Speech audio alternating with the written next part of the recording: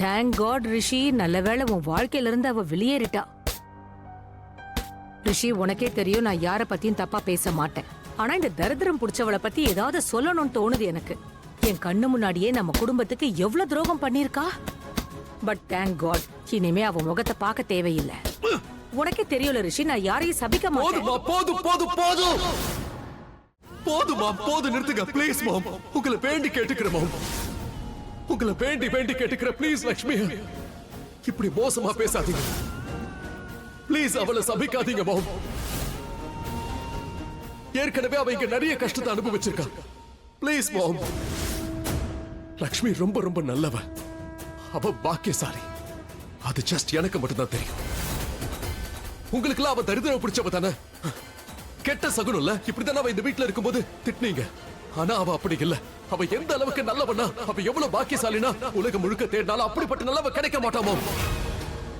அது உங்க யாராலையும் புரிஞ்சுக்க முடியல. ஆனா உண்மை இதுதான் மாம், அது சத்தியமா லக்ஷ்மி தான். லக்ஷ்மி தான் அந்த பாக்கியம். எனக்கே ஒரு மாதிரியா இருக்கு. நானும் இருக்கேனே ஒரு பைத்தியம், வாய்க்கு வந்ததை வளர்றேன்.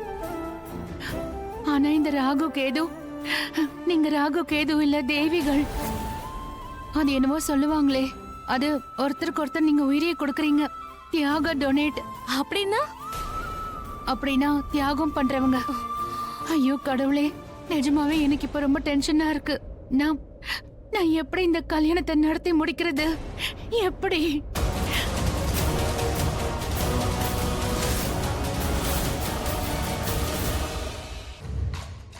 ஹலோ லேடிஸ்,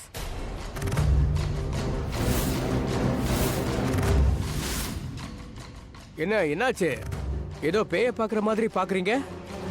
இப்ப நீ பேய் மாதிரி தான் இருக்க. ஆனா இனி கல்யாணம் நடக்காது. என்ன? கொஞ்சம் ஒழுங்கா பேசு. உனக்கு என்ன பைத்தியமா?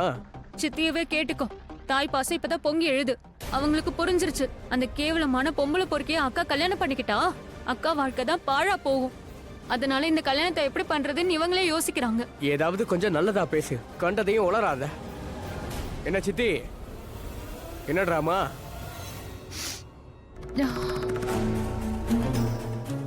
ஒன்னும் இல்ல, அது மனசு ஒரு மாதிரி கனமாயிடுச்சு. பொண்ணு வீட்டு விட்டு போறாளே.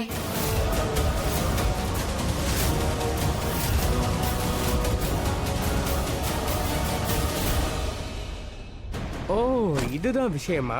என்ன சித்தி? என்ன சித்தி, இப்பதானே நீங்க? இப்ப நான் அப்படி என்ன சொன்னேன்? இப்ப இங்க என்ன நடக்குதோ இதுதான் உண்மை. அண்டர்ஸ்டாண்டிங்? குட்டு, நீ போ, வேனிஷ். சித்தி, கல்யாணத்தை தடுக்க மாட்டீங்களா? நான் எதுக்கு தடுக்கணும்?